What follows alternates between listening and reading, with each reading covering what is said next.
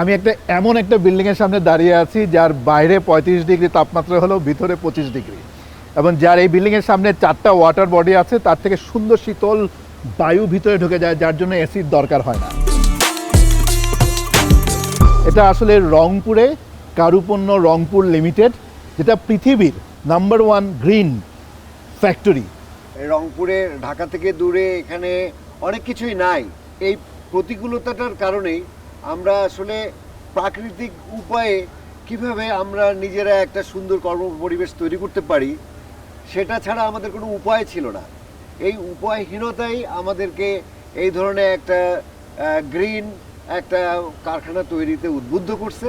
আমি পথের শুরুর দিনে বলেছিলাম যে আমি মানুষের কাছে কত কিছু না শিখবো যখন আমরা আমাদের বিজনেস ক্লায়েন্টদেরকে মিট করব, বা একজন কাস্টমার বা রিটেইলার বা এমপ্লয়িকে মিট করবো, বাট আমার শেখার পরিধি আসলে আমার চিন্তারও অনেক বাইরে চলে গেছে।